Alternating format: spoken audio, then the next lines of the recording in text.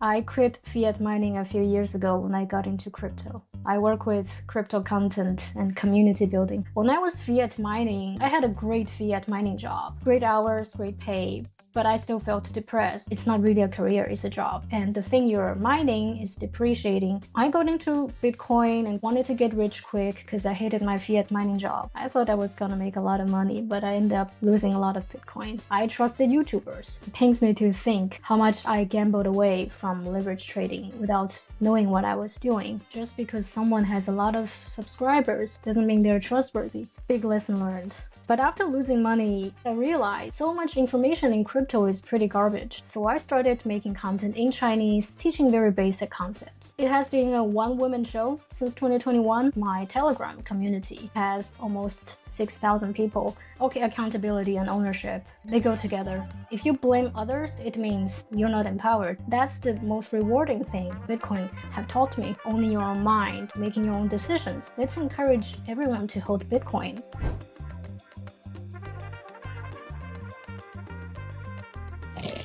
Welcome to Sat Chats, the Bitcoin podcast where we chat about sats. Sats are the smallest part of a Bitcoin, the same way pennies are the smallest part of a dollar. With Sat Chats, we are building the world's biggest Bitcoin welcome center to serve as your gateway to generational wealth. So if you're brand new to Bitcoin, we want to chat about sats with you. Head to satchats.com. to grab your slot in the studio today. I'm your host, Stuart, Bitcoin Dad. And I'm your co-host, Chris, founder and CEO of Ithaca Hummus. So we've got number, 109 Dumpling in the virtual studio today. Bullish Dumpling, but we need to remember that dumpling is the key word here. She has got a Bitcoin story for us today, but let's start with some rapid fire questions here, Dumpling. Dumpling, and you can answer these as truthfully or as not as you want here, okay? Because this could be sensitive. But how old are you? No comments. And where do you live? Keeping it secret for safety reasons, but in the UK in general. What do you do to mine fiat? I actually don't. I quit fiat mining a few years ago when I got into crypto. I work with crypto content and community building. I have my own YouTube channel focusing on one of the major layer ones. And from that, I have my own personal community, run my stake pool. Okay. How long have you been doing YouTube? Since 2021. Okay, cool.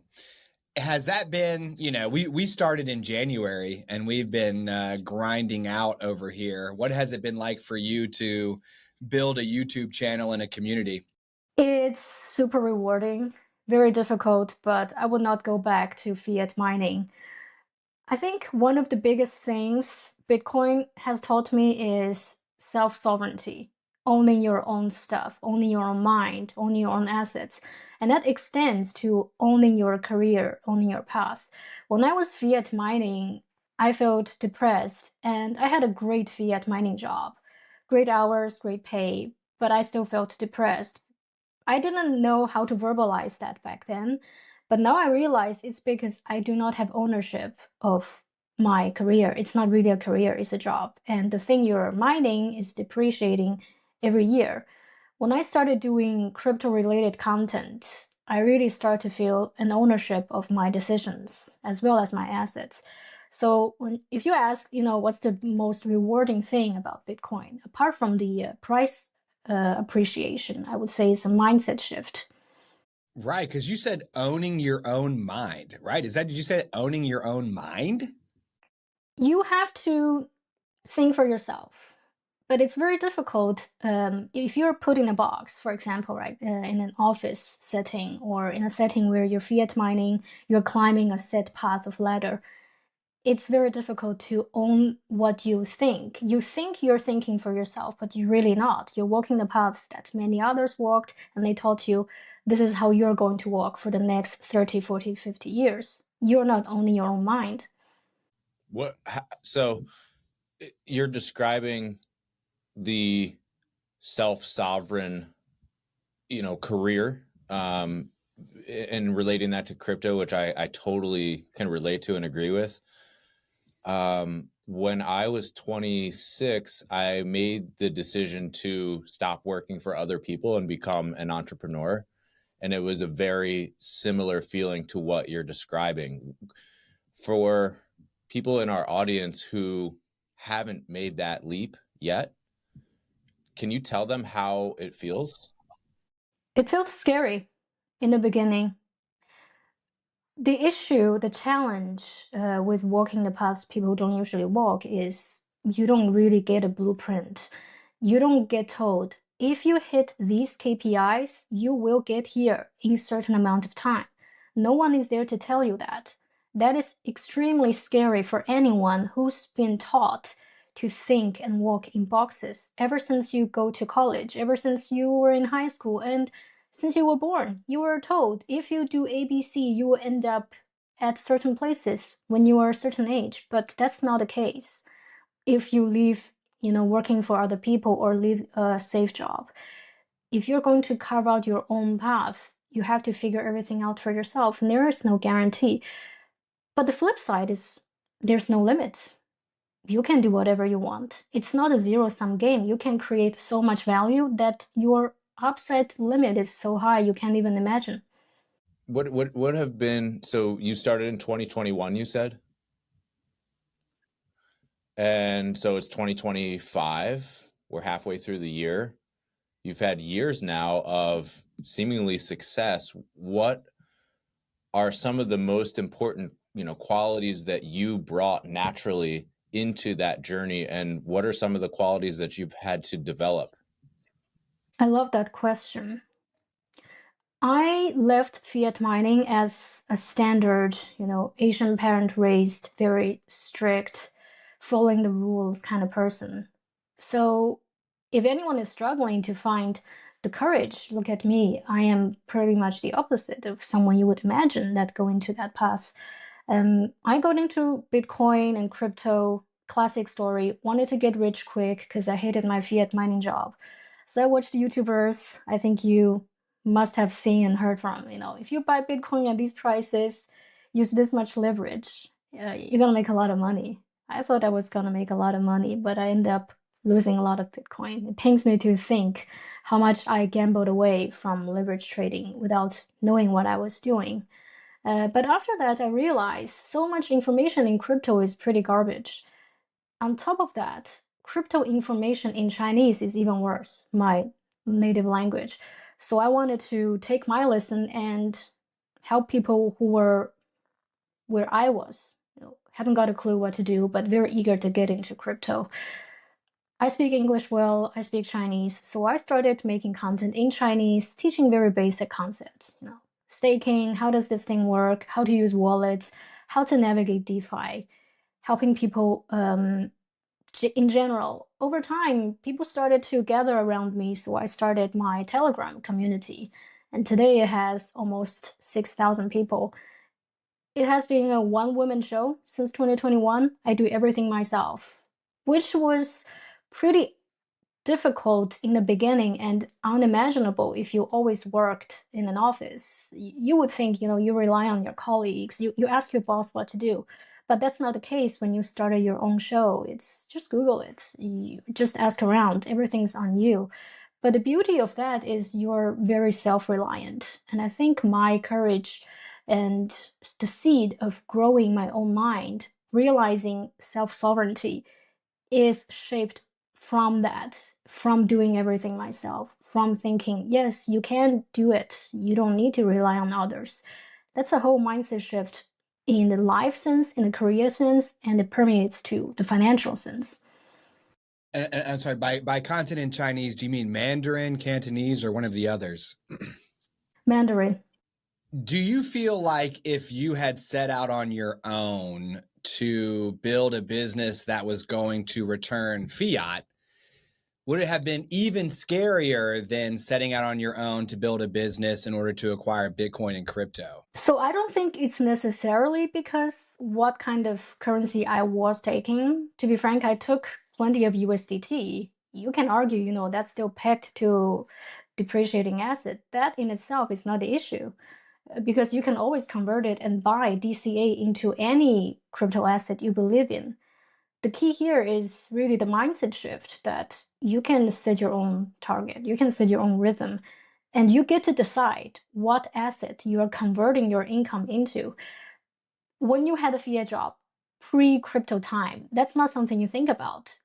Oh, okay, I earned some pound sterling. I'm just gonna put that into ISA, like a tax wrapper account, buy some stocks, probably have some high interest yield account. You would never think about crypto. It sounds like you have, first of all, congratulations, because the journey that you've been on is not an easy one. And it's riddled with self-doubt, and you've got to have a lot of perseverance, and you've got to figure out a way to make it through the peaks and the valleys. And a lot of times they happen like in the same day, and that's a wild ride to be on. So yeah, certainly a lot of perseverance, and it sounds like you've become more confident as a result of the journey. My positioning is rather fundamental based, knowledge based. So in a sense, my content is very evergreen. People can always tune in and learn about how to use wallet, how to do self-custody. That in itself is not so much impacted by the day-to-day price changes. Now, with that said, I have to share that the Chinese-speaking audience or the Mandarin-speaking audience can be a lot more price sensitive compared to the Westerners. That's a cultural difference perhaps many Western crypto holders do not realize. My observation is you guys have more idealistic view on this. You can resonate a bit more with each other when you talk about ideologies like decentralization, self-sovereignty, self-custody. But when you talk about that to the Chinese-speaking audience, you don't get a lot of resonance. At least when I first started in 2021, back then it was really crazy. Everybody's just asking, price up yet? Why is price down? But after 4 years, you change them, you change their mindset by the day-to-day communication, talking about fundamentals, talking about self-custody. If you talk about that for over 1,000 days, people do change. So nowadays, you can have a bit more empathy and resonance when you talk about, okay, decentralization is important, why I hold Bitcoin for the long term, and why I don't gamble it with leverage trading. It's a long process. Are there more differences between the East and the West when it comes to their perception of Bitcoin? One of the things I would say it's not limited to Bitcoin, but one of the major differences is the recognition and appreciation for self-custody. It is not really a thing yet in my observation, but it's catching up. At least in my channel, I talk about it so much that people do realize it. And I will say thanks to, the explosions of Celsius, what's FTX, people do see, okay, it can get quite scary because back then, you guys must remember, right? Everything seems legit. How can SBF fail? He's the youngest billionaire in the world. He's very charitable. How can Celsius fail? They're gonna, what, unbank you. Yeah, they did unbank you, but in a bad way. So after these kind of incidents, people do start to realize, but a lot of the Chinese speaking world isn't so much up to date on these kind of news unless they're in the headlines. So it's a lot of work to do to catch them up. Do you feel like the concept of sovereignty and self-custody for your, Chinese audience runs counter to what the government would prefer? You know what's interesting? 65% of my viewers are from Taiwan, so not mainland China. But we do speak and understand Mandarin. It's so interesting you ask this. In 2023, I remember in my Telegram group, people had a large, big fight, sort of ideological fight, as you can imagine and you can predict, between the more mainlanders and the more Taiwanese side of people talking about current affairs, politics. People fought so much. I had to step in. I had to tell them to stop and say something along the lines of, you are in crypto because, of course, for the financial gains, but also more importantly, You want to build something, a different system.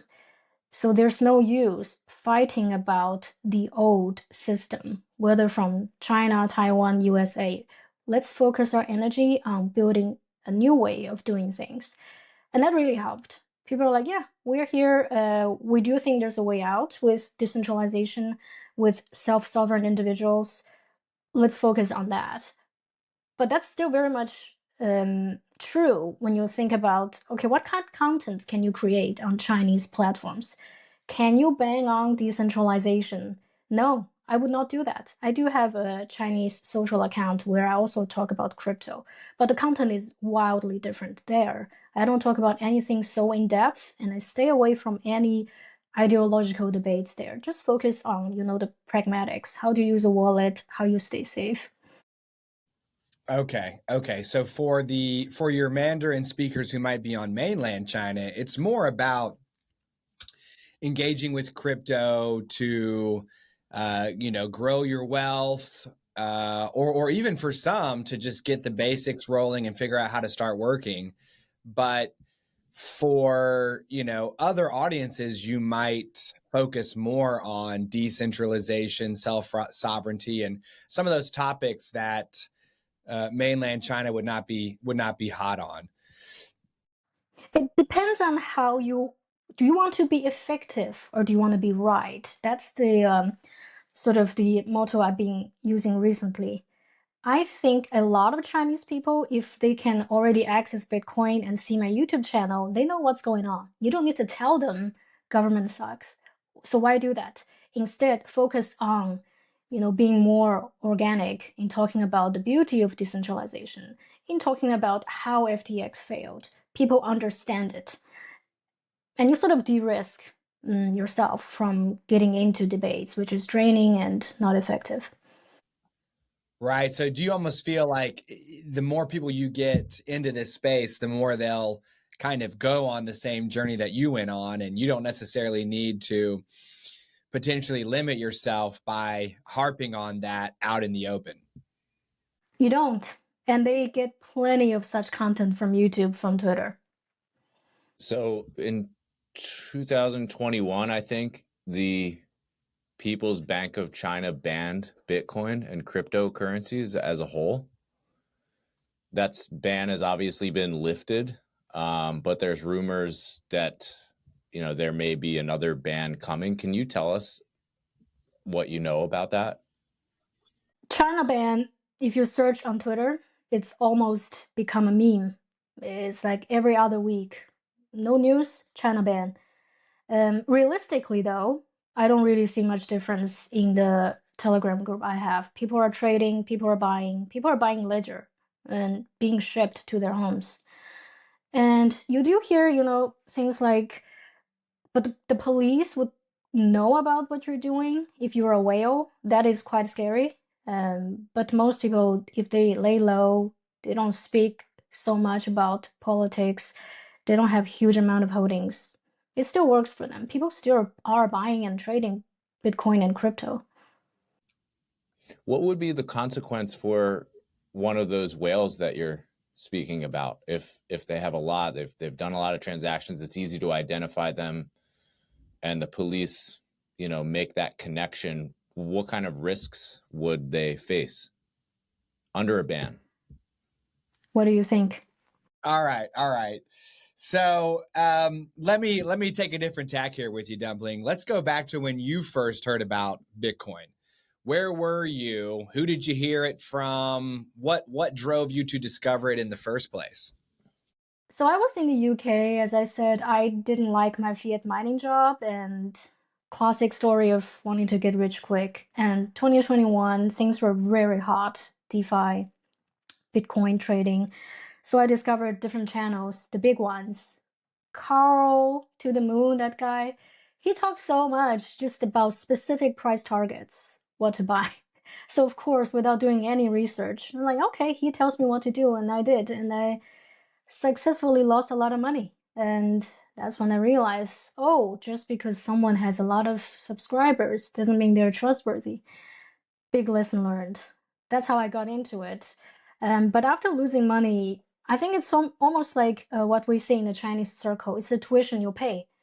First time you got into crypto, you gotta lose some money, and then you learn, and then you start to realize what is Bitcoin, why does it exist, why is it number one, what's the narrative. From there, So it sounds like your initial take on Bitcoin was, okay, how do I use this to basically get quick rich and get done with this dumb job that I don't like? Even though the job is good hours, good pay, it's not fulfilling. I'm not in control. I don't own my own mind. You know, you might be waking up, going to work, unwinding at night, going to sleep, waking up, going to work. And like, you know, it's just the same old thing over and over again.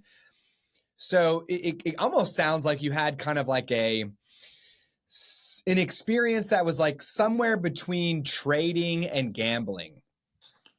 yeah, let's not sugarcoat it. It's basically just gambling and being lazy and stupid while gambling. That's a bad combination. But the nice thing about this is I didn't get into Bitcoin from a geeky, nerdy, smart person point of view, and I didn't get in from I'm tired of fiat system point of view. I was just clueless, which makes my case very representative of many people, right? Someone you can definitely name at least a handful of people you know tired of their job, want to get rich quick. This means there's a lot of onboarding we can do. Mm-hmm, mm-hmm. It reminds me of I think one of us said it. Some of the smartest people I know and the dumbest people I know are in Bitcoin because you have, as you just so well articulated, maybe those three or more kind of classes of Bitcoiner who are like approaching it from an intellectual perspective, approaching it from a like a values like fiat is bad and evil perspective, and then just like I don't care about any of that. I'm trying to like make money by not doing a whole lot. And so, first of all, that's great honesty, and I appreciate that. Yeah. I think it might be number 71, Tom, I think. Did he say that? I think that was him. Okay. I hope that's his number. When you got in there, was all you needed to know that there was a lot of action in there and that you could potentially get quick rich, like get rich quick? Like there are so many people that come into the studio Dumpling and they're like, yeah, Bitcoin just doesn't seem real, so I can't get started. Or they say, well, isn't it like running out? I guess it's too late for me. Or, you know, the price is already so high, no way it can go up higher. Or how does mining work? Or, okay, so just some guy made it. Like, did you have any of those questions in your mind? Or were you just like, yo, crypto casino, let's roll? You're gonna be shocked. No research, no take profit plan. Don't know who Satoshi was. Just give me the bag, make me rich quick. Just that.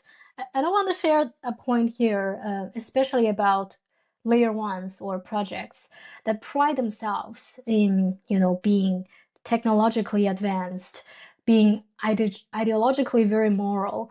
And one of the challenges for that kind of project is you're going to likely struggle getting new people on board. You have to speak the language of the common person. Like speak Dumpling in 2021. Someone who doesn't understand, doesn't care. How can you onboard them? And a lot of projects pride themselves in, we have such good tech. We have the best tech in the industry, but does that translate to people's desire?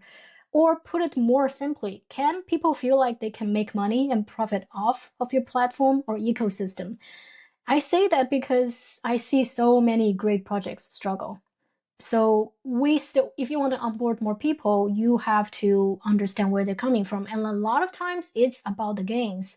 I'm not saying you should uh, be like that kind of influencer, talk about the gains, but the language, the approach, like we just talked about, you don't need to harp on ideology. You need to tell them what they understand. I believe if someone is so far away from you, you force them to join your path, they're going to resent you and going to resent the idea you bring it to them. That's not going to work for Bitcoin.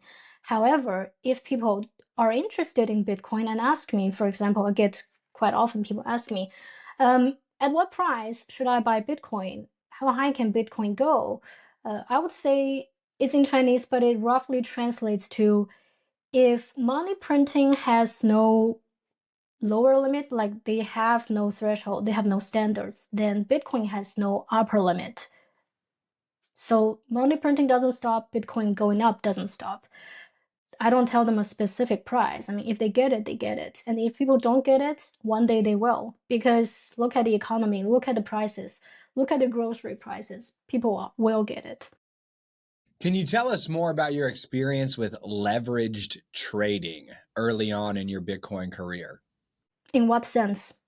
It sounds like you said you decided to trade Bitcoin using leverage, aka money that was not yours, and it didn't turn out very well for you. So for our beginners in the audience who are like, man, if I can put in, $1,000 and it goes up, that's good. But if I could put in $10,000 and it goes up, then I could get 10x more. What was your experience like doing that? Right? That sounds like the money glitch. It sounds so sweet. You get rich super quick. That's what I thought. Didn't really understand how it works. Didn't understand funding rate. Didn't understand how centralized exchanges have so much overview of what's going on, your positions. I think it was May that had a famous sudden Bitcoin dip that liquidated me. That was a huge pain because I saw the market is dipping. By that time, I already knew you need to add more collateral to stop yourself from being liquidated. So I was adding Bitcoin to the position, but I still got liquidated because the dip was so steep. I still have my suspicions about that dip, whether it's manipulated to wipe out all the longs, whatever, but it's back then it was a heavily manipulated market. Regulation wasn't really in place. It's a wild west. Anything can happen with centralized knowledge, and you're really playing against them. You think you're playing against the shorts, but you really aren't. So you're saying that back in 2021, you were trading through centralized exchanges and they could see everything you were doing and what everyone else was doing, and they could, almost they could manipulate the marketplace to, flush you. They could take the price just low enough to flush out the majority of people and then, keep rolling. So it was like market manipulation. Can you remember how much? I mean, it sounds like there was more than one Bitcoin at play in 2021. How much did you have? How much did you put in to try to keep it from liquidating? How much did you lose? It was less than a Bitcoin, but it was still a significant amount of money, for me back then. And I wish I'd hold on to that instead. Not doing anything, just holding it. So you got into this space by buying some Bitcoin, levering that Bitcoin up. Then there was a market dip. You got margin called and you got wiped out. But then you made your way back, which is kind of the astonishing part. I didn't make it back through trading though. I stayed away from leverage trading ever since then. That's that. Okay. So you learned a valuable lesson, but it didn't like scar you from Bitcoin and crypto. And that's kind of what I mean. Like a lot of people would have gone through that and been like, oh my gosh, I have PTSD now from Bitcoin, crypto. I'm just staying away and I'm going back to my old fiat plus, stock market, maybe in normal investments, if you will, life. That's like saying, Bitcoin is evil because criminals use Bitcoin. But okay, by that logic, cash is evil. That's like saying I got liquidated because market manipulation, but manipulation exists in almost all kinds of markets. So Mm-hmm. it's not really Bitcoin, right? It's how I didn't do my research, how I didn't have a plan, how I didn't understand how things work. And that goes back to owning your own mind, making your own decisions. The root cause is I trusted YouTubers. Just like you would trust your boss to say, hey, if you do really hard work, I'm going to give you a raise. Everything is the root cause. Root cause is lack of self-sovereignty, lack of decision making and thinking on your own. That's the most rewarding thing crypto and Bitcoin have taught me. I just think that that's remarkable because so many people don't have that level of self-awareness. you know, and they kind of look for things outside of themselves that they can blame for the situation that they've wound up in, you know, but you did, you know, you were like, no, that was my fault. Here are the things that I would do differently if I do this again. And then you took all those lessons into kind of phase 2 of your journey, and things are working out now. Because if you, okay, accountability and ownership, they go together. If you blame others, it means others have the power to make decisions for you. But if you say it's my fault, it means I have ownership for the things I do. And that's where you want to be. You don't want to trust others and then blame others, means you're not empowered. You need to empower yourself. And that, of course, we understand now financially very strongly owning Bitcoin and crypto assets. But that extends to other aspects of our lives as well. So after that moment in your early career, what strategy did you develop? Here's what I do for myself. I DCA. I DCA'd into Bitcoin about 20K all the way up to 40, sub 50. And I'm very happy. It was not a huge amount of money, but I did it every chance I got. And I'm happy of stacking that. DCA is so underrated because it's counterintuitive. And that's another mindset shift. People think they need to think hard, do a lot of things, click a lot of buttons, always watching. Only then do they feel I deserve the win. That's why DCA is hard, because you're telling people you just need to do very simple things every time, every month. That goes against, the grind, the hard work, the sweat, the blood you have to shed to earn money. And to me, that's a huge mindset shift after reading the numbers, how DCA is superior in so many ways. And also, I fail at trading. I just suck at trading. So that's a no-brainer for me. DCA in, my plan is DCA out, but never fully out of Bitcoin. Wanted to ask you guys about this saying I recently heard. The altcoins are for making money, but Bitcoin is for retaining your wealth. What do you think of that? Do you integrate that into your own strategies? For me, my personality type, Dumpling, is to basically decide I want to achieve some type of heroic goal that can only be done over a heartbreakingly long period of time that would drive everyone else on this earth insane. And the way for me to win is just to hang out longer than anyone else until everyone else is gone and I'm still there. So for me, I buy Bitcoin weekly on an automatic dollar cost average, and it's the only thing I do. And to your point, it actually takes no work at this point because it happens automatically, and I don't do anything crypto related at all. What about you, Chris? I don't touch any altcoins whatsoever. I am Bitcoin only. So basically my financial portfolio, if you will, looks like equity in businesses that I own and Bitcoin and a house, you know. So I make money outside of Bitcoin in companies, you know, as an entrepreneur. And then I, you know, convert all that into Bitcoin and just let it sit there, you know. So I probably smash buy more than most. But yeah, that's how I manage it. What's the reason you don't buy altcoins? Despite maybe you don't believe in them, you think they have zero utility, trending towards zero, that's all fine. But what about trading to get some profit? Why do you stay away from that?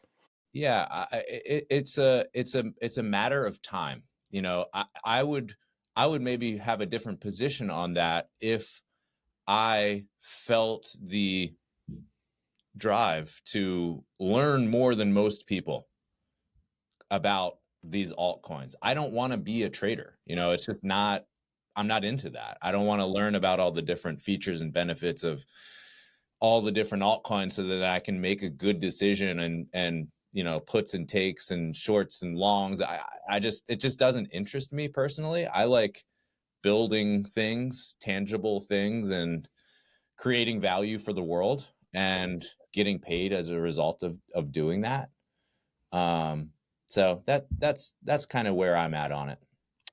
I think me personally, Dumpling, I think it's my personality type. My interest lies in like Roman aqueducts and the printing press, space travel, technological breakthroughs. Like I like multi-century things, and the time like the kind of the I'm just not built like a trader. If someone was like, hey, you have a 50% chance of being done with everything you need to do in 3 years, or a 100% chance of getting there in 9, but you can only choose one, I would take the 9 years every single time. So that's the really interesting thing, right? The audience, I think they would be happy to hear. Not all Bitcoiners are the same. Not all of them are, only risk takers riding this super risky curve. It's not that. We're very diverse in our thinking, like Chris, who believes in building solid businesses. He can be a Bitcoiner. And Stuart, you can also be a Bitcoiner, even though, you're not into the crazy trading world. Same, Dumpling sucks at trading, but she can also hold Bitcoin. And that is very great kind of diversity in disarming people's scare about Bitcoin. Do I have to be some kind of punk or anarchist to like Bitcoin? No, you don't. There are so many strategies. I think our probably consensus is we don't have a lot of faith in the system. We don't have a lot of faith in fiat. So if we can just agree on that, then everybody is welcome aboard, and you can hold Bitcoin. I really like that. It's almost like we can each be different people, but certainly one of the common denominators, at least for, the Western audience, is we don't really feel like our governments are the kind of, this ain't the Federation of Planets from Star Trek. You know what I mean? Like the Vulcans are not here to help us learn how to not be selfish, people who just take from others. Like I do not trust my government. I do recognize that fiat currency is growing all the time. So the common denominator between the three of us is absolutely that we're looking at our governments that are, making us work for something that they get to have for free. What? Why? That's not cool. That's not fair. But then, we can kind of be our own people in Bitcoin once we get inside. So I love that. Speaking of governments, what do you both think of the recent very bullish news? Clarity Act, Project Crypto, Genius Act, Anti-CBDC Act. Do you think the US is on the right track in terms of crypto Bitcoin adoption? Does that make you bullish on the country? It seems that way. The narrative would suggest that that is true, but I'm still skeptical. I feel like, the Senate Banking Committee, the Federal Reserve, these people are going to do everything that they can to not cede power to another form of currency that they don't control. And the parties that I just mentioned aren't elected in and out of office every 4 years. They're there, stay. So I don't know. I'm hopeful, but skeptical. To answer your question from my side of view, Dumpling, I think it's better to live in a nation state where the legislation is becoming more and more favorable, right? It's better than being in a nation state where the legislating is getting worse and worse. But number one, who cares? Bitcoin is going to remake the world in its own image, whether you like it or not. Number two, if you're really pro Bitcoin, then show me your address and show me how you're stacking sats. If you're just passing like cool pieces of paper that you passed, show me your Satoshis.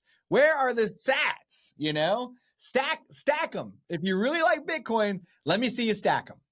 Show me where the money is. Yeah. Show me the money. So, you know, I can tell that Dumpling has a lot of self-made experience with Bitcoin and with the wider world of crypto. And there's a lot that we can talk about, but we won't be able to fit it all into a single episode.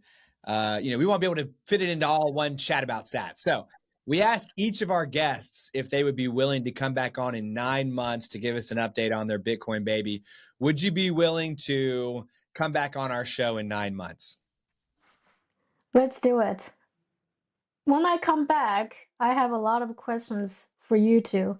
You guys probably know more about Bitcoin than I do. What? Okay. I don't think so. Probably not. I mean, number 71, Tom said the smartest people are in Bitcoin and the dumbest people are in Bitcoin. And I would argue that we are in the dumbest people that are in Bitcoin. We're like Bitcoin good. More Bitcoin? I was like, yeah. Oh.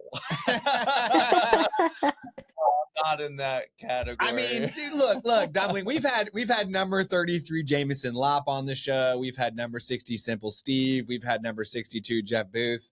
We don't belong in the same class as those three guys. No So question. that rules us out of the top category. Yeah. So we must be down here. Yeah. We must be down here. Yeah. Wait a second. Just so that we have it, can you just give us a quick DCA explanation? What does it stand for? What is it? Why is it better in your opinion? To put it simply, DCA, dollar cost averaging, means you are buying or selling an asset at certain set time in a time interval. For example, it could be the first day of the month, every month from now. The good thing about it is, first, you take your emotions out. The second thing about it is it averages out the price. You're never really going to catch the top or buy at the bottom. But if you average in and out, you're going to get a very decent entry or exit price, whether you're buying or selling. Those are the two biggest reasons I use the DCA strategy. I'm compelled to ask you more about what you do, but I'm not going to do that. And maybe we'll cover it in the next time that we have you on, but really appreciate that explanation. Yeah. I hope next time we are talking, Bitcoin is, leveled up its game. Probably in a lot more decentralized, companies holding, more individuals holding, and decentralized in a sense of geography, right? Not just a Westerners game, Asian people's game. I know a lot of Africans are buying Bitcoin. I hope it's decentralized in distribution as well. And like we discussed earlier, you can have so many different political views, but let's encourage everyone to hold Bitcoin. So distributed, decentralized, also in the ideological sense, in every sense, that is going to make Bitcoin so much stronger. Let's recap the conversation with Bullish Dumpling. She is of an unknown age, living in the United Kingdom, no longer mining fiat because she was unhappy with her job. It wasn't a career. It was just a job. And she took this big leap out into the unknown to be her own person, own her own mind, build her own YouTube channel, and disseminate information that was better than your boy Carl. Okay, because she wanted to get rich quick. And she went to old Carl, and Carl said, buy here, sell here. And she lost money. And she did some leverage trading. That was a bad idea. She didn't know much at all about Bitcoin other than she was hoping it would take her out of her life quickly. And it sounds like she decided to slow down, start doing more work, build her content channel, build her community. She's got over 6,000 members in her Telegram. She has audiences, both English and Mandarin speaking, which I think is very cool, and was able to talk to us a little bit about how in 2021, 2022, a lot of her Mandarin speakers were focused more on that kind of crypto casino type, let's gamble mentality. And it was her Western audience, her English speaking audience, that was more focused on decentralization and self-sovereignty and some of those ideas that can be very attractive about Bitcoin. But she taught us today that you don't necessarily need to focus on those ideas in order to get people started with Bitcoin, right? If they can get started, if they can learn from Dumpling how to use a wallet or make their first purchase, she knows that they will go down that road and realize, oh, government sucks. Let me do something about it. Let me hold my own Bitcoin. And her recommendation for everyone here today is just to dollar cost average. That might be once a month. It might be once a week, but it takes the emotions out of everything for you. And it's counterintuitive, and that's okay. A lot of us feel like we need to be turning a lot of levers, hitting a lot of dials, pressing a lot of buttons, refreshing a lot of pages, poring over lots of charts. But quite frankly, all you got to do is buy and then do that again. So we are going to turn it over here to Chris for a moment. All right, Dumpling. So our founding sponsor is Ithaca Hummus, and today we've got the jalapeno lime that Stuart and I are going to taste on your behalf. We got the woven wheat crackers, always a great pair. Let's crunch down into the microphone. Fat glob.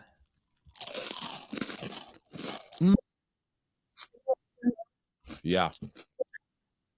Yes. This is how we got 99% of our subscribers, Dumpling. We're just doing it right here.